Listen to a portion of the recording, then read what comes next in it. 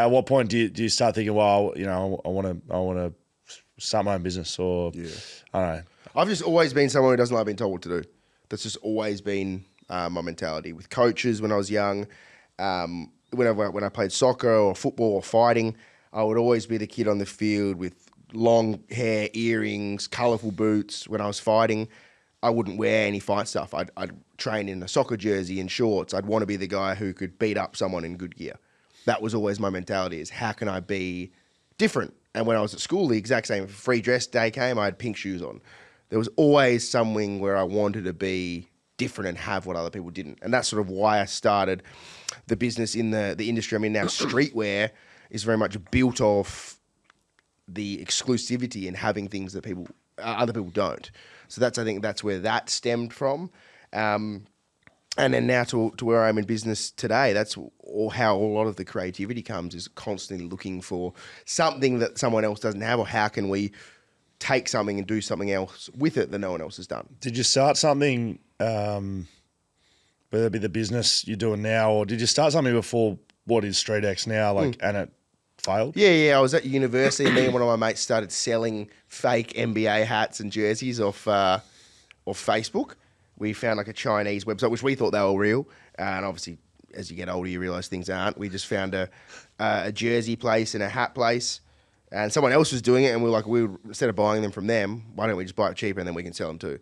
So we just sort of did that, made zero money, and it failed miserably. Did it have a business name? Did it have a name? States Marketplace. Yep. Right. And I've still got some of the hats in our warehouse now, boxed up, covered in dust. As a reminder, don't go all in on things without a bit of understanding of what you're doing. But yeah, that was where it sort of started. And then from there, when I finished university, I was like, a lot of my friends, same thing, finished university, like, oh, cool, we got a degree, what do we do now? And I think that still happens to this day. Because one thing I noticed at university, I was like, I'm just sort of rote learning like I did at school. Like you get given a sort of a mock exam, you know what the framework of the exam is going to be. Cool, how can I work that out the best way to know what I'm going to get and just prepare for that and then execute that. When I'd walk out of university, I don't remember anything I just did. So that was one thing I sort of had a problem with learning at high school and university. And then when going into the business world, I was like, I don't really want to just go work somewhere for someone. Like I didn't see any positive in that. So I again got a loan and started the business. And then, fast forward 15 years, we're here. Yeah, but it sounds like when you started, like perhaps you didn't think you were getting into the, maybe correct me if I'm wrong, but you're not getting into business. You just want to do something where you can control it yourself. I just want to not be told. I went into it with no perception or understanding of money or success. I just went into it like, this is what I want to do. No one can tell me what to do. I'm going to do it. And then, I never thought I'd be able to buy a house or even a car. I didn't think anything when I started. I was like, I just want to do this. Yeah. There was no forward planning. There was no goal setting. There was nothing. What was it? Like, if it was nothing, what was it? I was like, why can't I do it? So what was it though? Like, what did you actually do? Did you go and buy some T-shirts? Literally got a loan, worked out how to buy a business name, do a trademark, set up a website, buy some stock. So we sourced a bunch of different stock from around the world from brands rather than selling our own stuff. I didn't know how to create a brand. I was like, cool, I've done a degree, but that doesn't mean you can start a brand. Right. So we started selling a bunch of other brands from around the world. From where? New York, LA. No, where are you selling them from? Oh, from my house. And then our Shonky website we'd set up. And then we did a few pop-ups. But the website, it's like, people don't understand it's a different world. Like nowadays to back then, there was no social media. Or we had MySpace and Facebook hadn't just started. What was your song on MySpace? There was a New York rapper.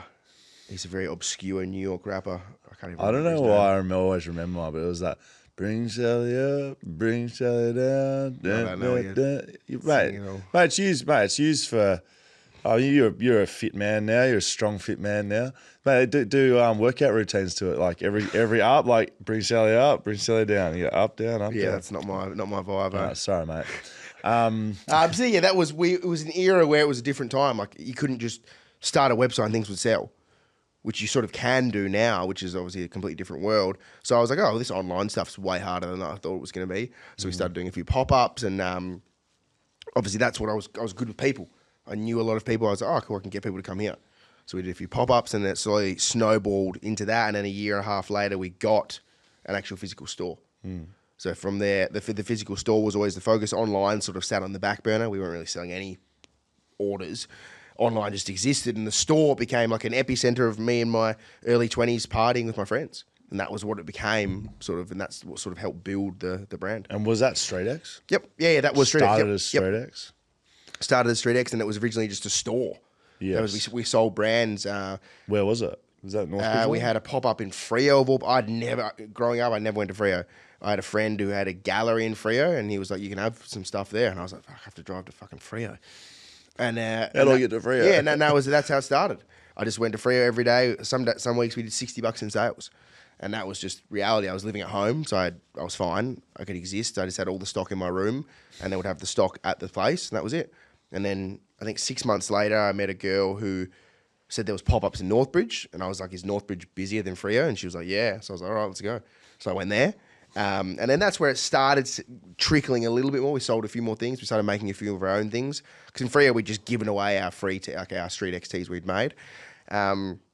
And then fast forward to a year and a half, and I was like, oh, we sort of need a store. And the pop-up was coming to an end. And I just saw a store on Facebook that was closing down, so I just messaged the agent, and he was like, how do you know this is available? And I said, I've seen it on Facebook. And then went there the next few days, had a look at it, and then signed a lease, didn't even read it, and signed it 5 years. That was just a little teaser of our full episode. They're out Wednesdays on YouTube, and you can listen to them wherever you get your podcast. Go on, get out of here.